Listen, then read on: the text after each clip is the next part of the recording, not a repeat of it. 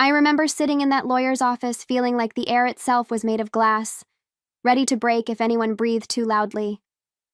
My hands were clasped in my lap, still wrapped in the black sleeves of my funeral dress, and I could feel the fabric sticking to my skin from the tension. Grief had been heavy enough, but something deeper was tightening inside my chest, something I couldn't name yet. Michael sat beside me, his thumb shaking every time it brushed my hand, like his body knew something mine didn't. I kept telling myself his nerves were from the loss, from the weight of saying goodbye to his mother. But there was a flicker in him, small, sharp, that made the room feel colder. Mr. Grant sat across from us, adjusting his glasses with the slow patience of a man who'd done this 1,000 times. His office smelled like old paper and lemon polish, a scent that usually felt comforting but now pressed against my senses like a warning. I watched his fingers slide over the thick envelope, the one his assistant had carried in as if it were made of gold. For a moment, I thought about my mother-in-law, her soft hands, her thoughtful silences, that way she used to touch my arm when she worried. I wondered what she'd felt in her final days, knowing this document would be opened without her. When he finally broke the seal, my heartbeat felt too loud for my own ears. I tried to steady myself, breathing slowly, telling my mind to stay present, not drift into the memories of the hospital rooms and trembling goodbyes. But the truth is, grief makes time strange. It tugs you backward and forward at the same time. As Mr. Grant cleared his throat, I leaned in slightly, bracing for something simple, something predictable, something that wouldn't change my life. I didn't know that in the next few seconds, the ground beneath me would shift. I didn't know that everything I believed about my marriage was about to crack open. And I didn't know that the will in his hands wasn't just her final gift. It was the start of my undoing. When Mr. Grant finally started reading, his voice sounded too calm for the storm he was about to unleash. To my beloved son, Michael, I leave the lakeside cabin. That part made sense. I even glanced at Michael, expecting a bittersweet smile, maybe a tear. But then Mr. Grant continued, to be shared equally with his son, Noah.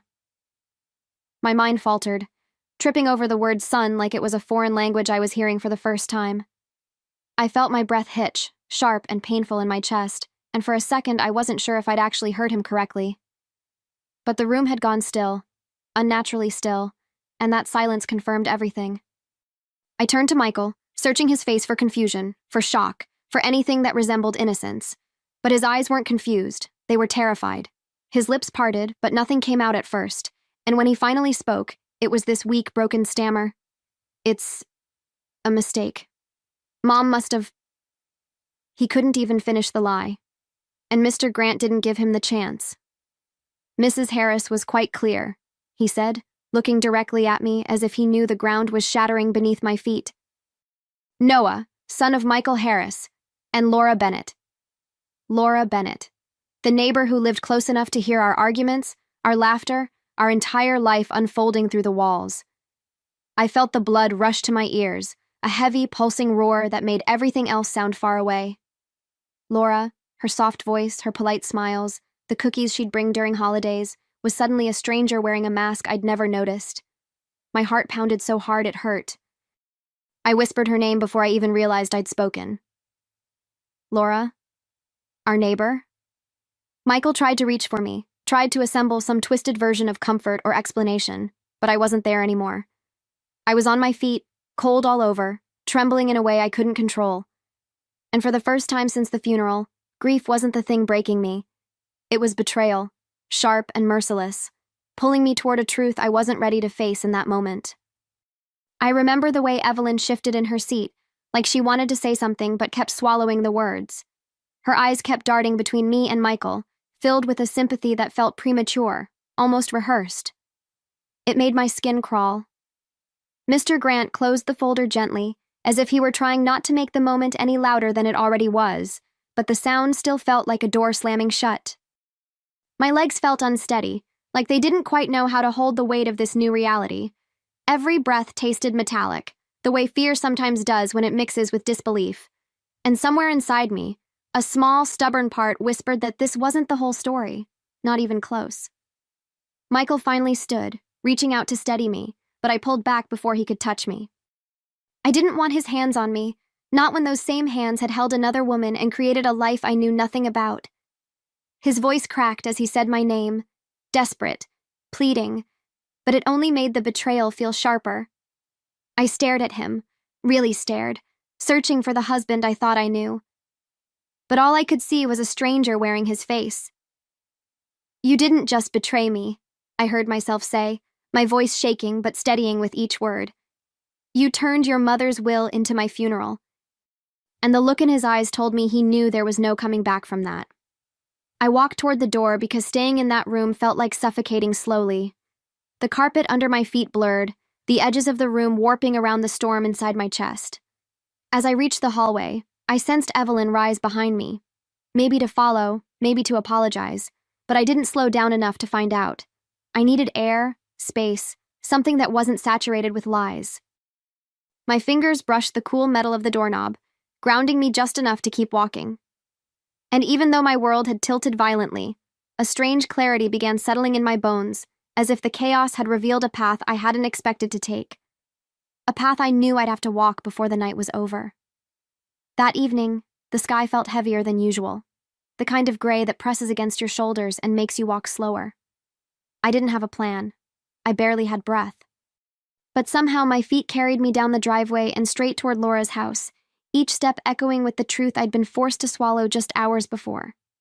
The closer I got, the more I felt that mix of anger and numbness twisting inside me, two emotions fighting for the same space.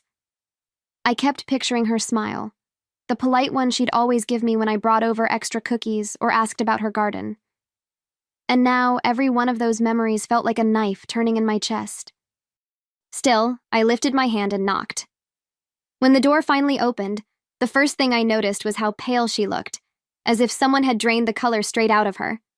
Her eyes were red, swollen, the kind of red that no amount of pretending could hide. And then a small face peeked out from behind her leg, a little boy, maybe 6, with soft brown curls and eyes too innocent for the storm he'd been born into. My heart tightened in a way I wasn't prepared for. I wasn't angry at him, not even for a second. But seeing him there, flesh and blood, made everything real in a way nothing else had. I swallowed hard, feeling words gather at the back of my throat like broken glass. "So, this is Noah," I said, my voice low, steady in a way I didn't feel. Laura's lips trembled as she nodded, and I could see guilt sitting on her shoulders like a weight she couldn't shake off. "Clara, please," she whispered, stepping forward a little. "I didn't want you to find out like this." The audacity of that sentence almost made me laugh, almost.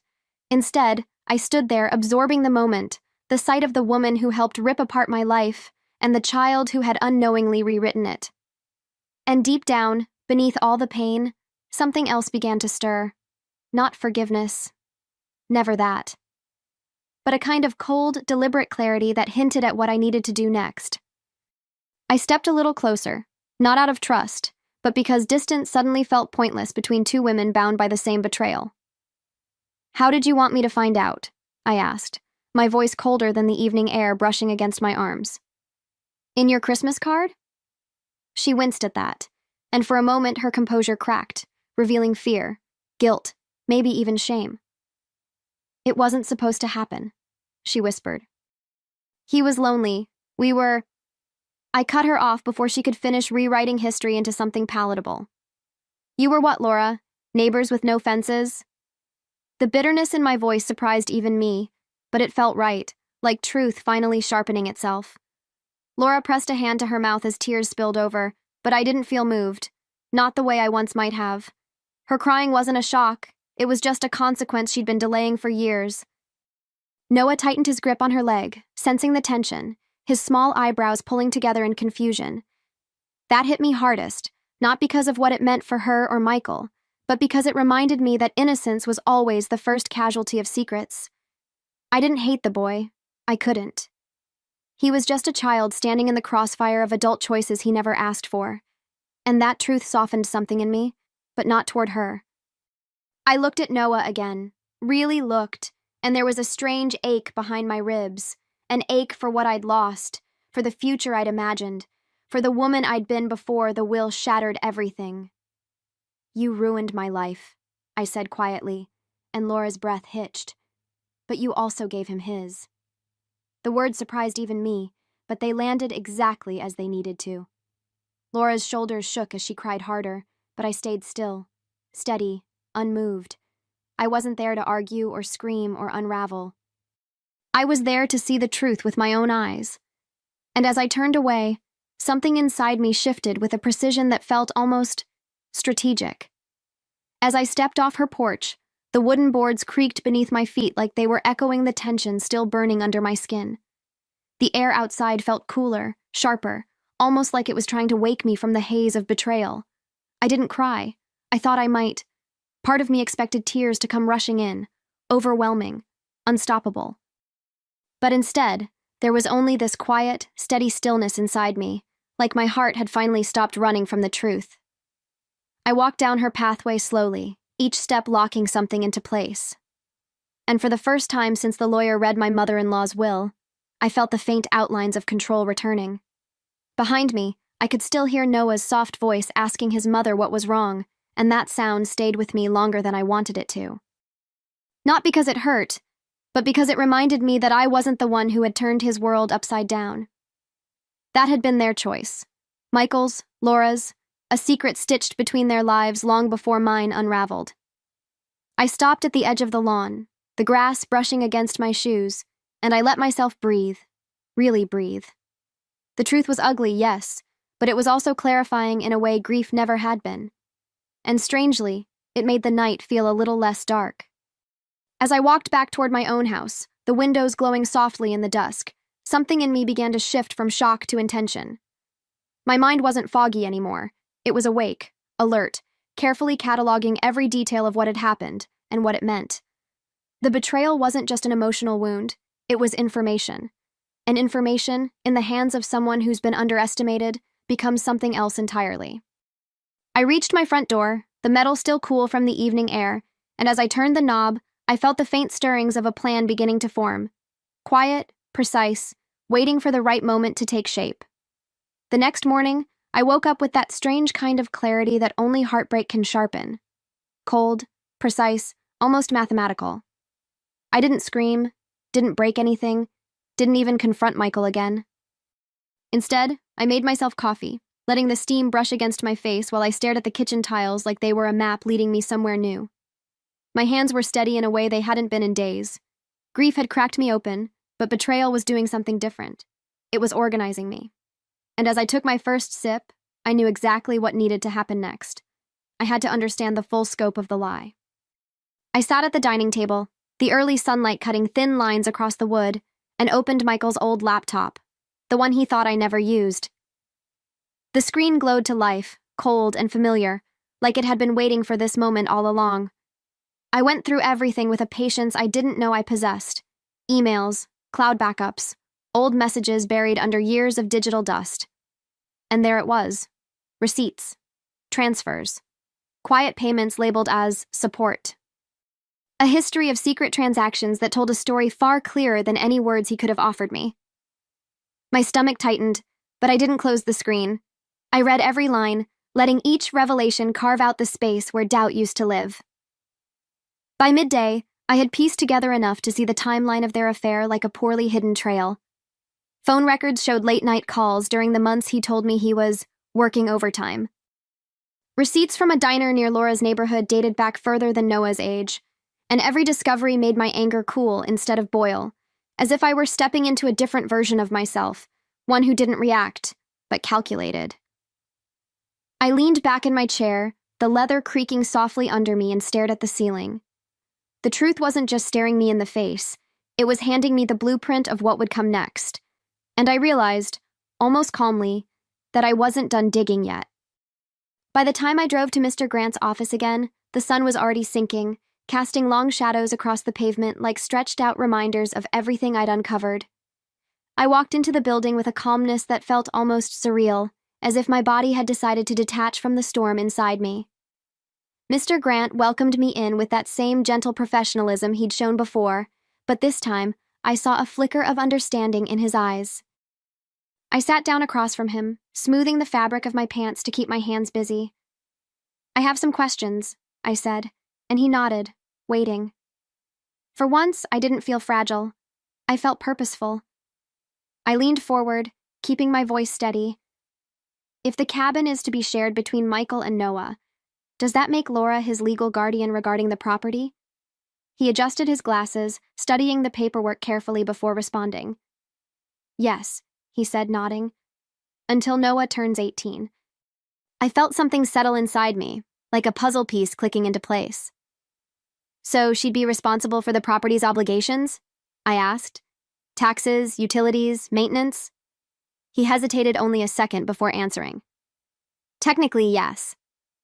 That word, technically, felt like an open door, wide and inviting. I allowed myself a small smile, one he didn't question but definitely noticed. A list began forming in my mind, crisp and organized. Annual taxes, overdue repairs, environmental fees, mandatory inspections. All the things Michael had avoided handling for years. All the things his mother had quietly covered out of love or habit, or maybe just exhaustion. Perfect, I murmured, more to myself than to him. Mr. Grant lifted an eyebrow but didn't pry, and that was when I realized this wasn't revenge driven by rage. This was justice shaped by truth, guided by the very rules they thought would protect them. As I stood up to leave, I felt lighter, sharper, almost eerily calm. But I also knew I'd only just begun. When I got home, the house felt strangely quiet, like it was holding its breath right along with me. I went straight to the desk in the living room, pulled out the folder with all the cabin documents and spread them across the table. The papers rustled under my fingers, tax statements, utility records, repair assessments, all the things Michael had always brushed aside as Mom's problem. But now they were his problem, and hers. I took out a pen and started filling out every form needed to transfer the cabin's full financial and legal responsibilities to Laura's name. Not ownership, responsibility. It was a subtle difference, but oh, it mattered. As I worked, I felt something steadying inside me, like I was finally stitching myself back together, thread by deliberate thread. This wasn't about hurting them, not directly. It was about letting the truth return to its rightful owners, the ones who'd created it and hidden it and fed it for years. Each signature I added felt like reclaiming a piece of myself, a small victory carved out of a mountain of betrayal. I could almost hear Michael's voice in my head, apologizing, begging, promising he never meant for any of this to happen. But intentions don't erase consequences. Not anymore. By the time I sealed the envelope addressed to the county office, the night outside had settled into a deep, heavy quiet. I sat there for a moment, looking at the stack of completed documents, and felt an unexpected calm wash over me. Not joy, not triumph, just clarity. They would soon feel the weight of everything they'd built behind my back. And I would finally begin to step out from under it. As I turned off the desk lamp, the room fell into darkness except for one thought lingering like a whisper. This was only the first step, and the hardest part hadn't even begun. Michael came home late that night, the front door clicking shut with a heaviness that told me everything before he even spoke. I was sitting on the couch, a single lamp on, casting long shadows across the room that made the space feel colder than it actually was. He stood there in the doorway like a man returning from war, exhausted, ashamed, unsure of how much damage he'd caused. I watched him drop his keys onto the table with shaking fingers, his shoulders slumped as if the weight of the truth had finally settled on him. Part of me expected him to stay silent, but of course he didn't. He never could sit with silence, not even when the truth demanded it. I wanted to tell you, he said, voice cracking in that familiar way he used when he hoped pity would do the work honesty never did. He stepped closer, his eyes shining with guilt, or fear, or whatever mix he thought might soften me. I was ashamed. It was one mistake. One mistake. The phrase hit me like a cold slap, sharp and insulting. A child isn't a mistake. Years of lies aren't a mistake. Choosing someone else while sharing a home and a life with me, those were choices he made willingly, repeatedly, quietly. I held his gaze, letting the silence stretch, making him sit in the truth he'd avoided for so long. Michael, I said finally, my voice low but steady. A mistake is forgetting an anniversary or burning dinner. You had a son. The words landed between us with the heaviness of something sacred and broken.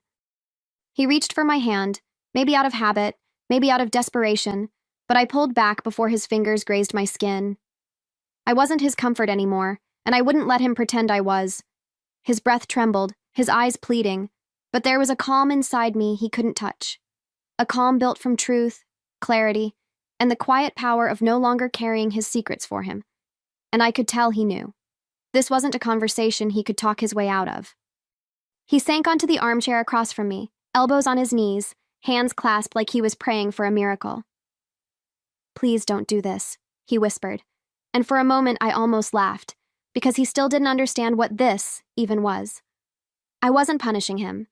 I wasn't screaming or breaking things or falling apart the way he expected. I was simply refusing to carry the weight for him anymore.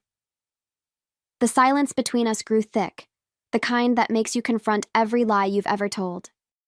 He looked around the room as if searching for a version of me who still belonged to him, but she wasn't there. "You think I'm doing something to you," I said quietly, watching his chest rise and fall with shallow breaths. "But everything that's happening is because of what you did." His face twisted, a mix of regret and panic, and I could tell he was scrambling, mentally flipping through every excuse he'd ever used. "It wasn't supposed to go this far," he said. "I tried to protect you." The words made something inside me go cold. Protect me? He had protected himself, his comfort, his image, his carefully constructed life. If anything, he'd protected me from the truth, and only because the truth exposed who he really was. I reached beside me and picked up the envelope I'd placed on the table earlier, the one holding every document transferring the cabin's responsibilities to Laura.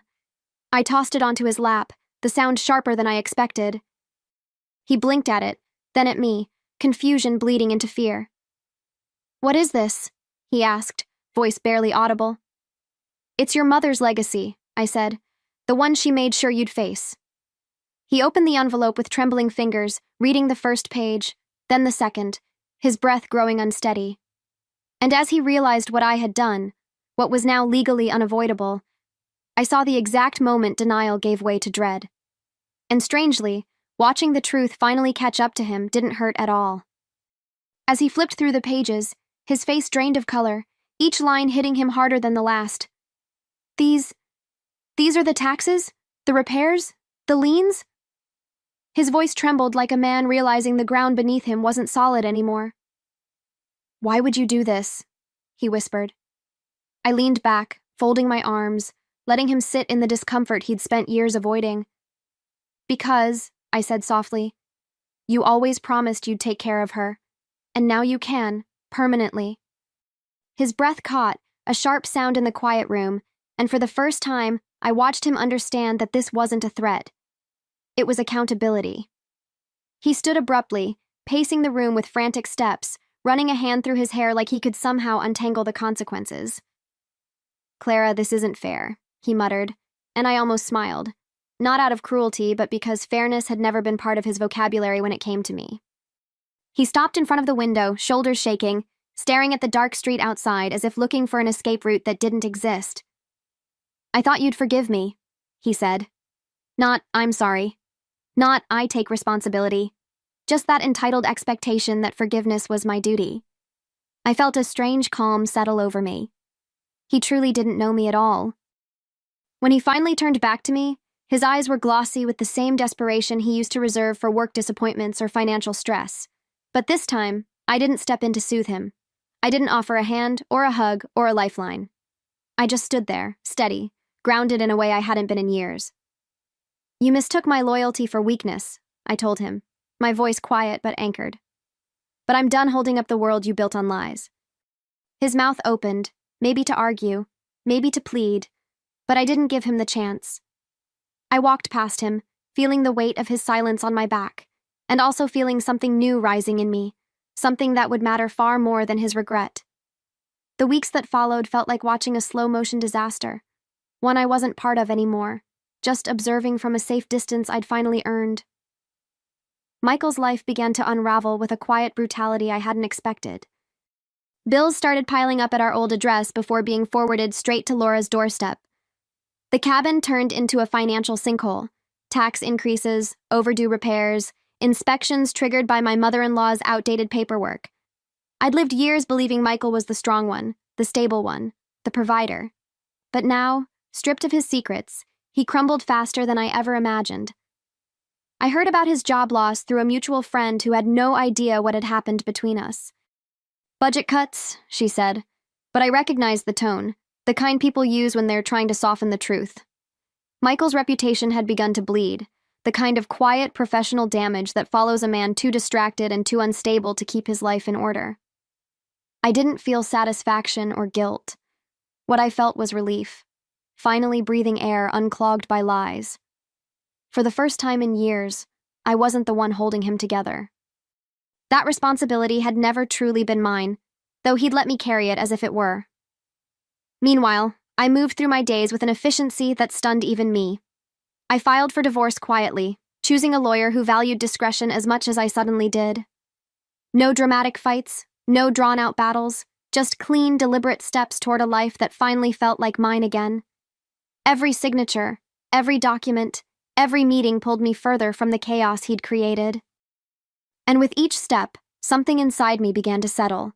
Not joy, not triumph, but a kind of peace I'd almost forgotten how to feel. A peace that didn't come from winning, but from finally letting go. Michael eventually showed up at my door one afternoon, looking smaller than I'd ever seen him, like life had sanded him down to the raw edges he always tried to hide. His eyes were hollow, the kind of empty that comes from fighting battles you created yourself. "You destroyed me," he said, standing on the porch where he once kissed me goodbye every morning. His voice wasn't angry, it was wounded, aching, almost childlike. And for a moment, I just watched him, trying to reconcile this broken man with the one who once swore he'd protect my heart. But wounds inflicted by truth are different from wounds inflicted by cruelty. "No," I said, opening the door just wide enough to look him in the eyes. "I didn't destroy anything. I just stopped helping you hide from what you built." The words felt like stepping into sunlight after months of darkness, warm, steady, illuminating exactly what needed to be seen. He flinched as if I'd struck him, but there was no satisfaction in watching him hurt. I had cried enough tears for both of us. Instead, all I felt was this deep, grounded certainty that he finally understood what it meant to carry the consequences of his own choices. Not mine, not Laura's, his. "You're heartless," he murmured, lowering his gaze, shaking his head like he couldn't recognize the woman standing in front of him. But I wasn't heartless. If anything, my heart had been too loyal, too hopeful, too forgiving for far too long. A small smile tugged at my lips, not cruel, just honest. "No," I said softly. "Just finally heart-free." I watched him take in those words, watched them settle in the space between us where love used to live. And as he stepped back, defeated, something inside me lifted, light and untethered, as if I'd finally stepped out from under a shadow I hadn't realized I was living in.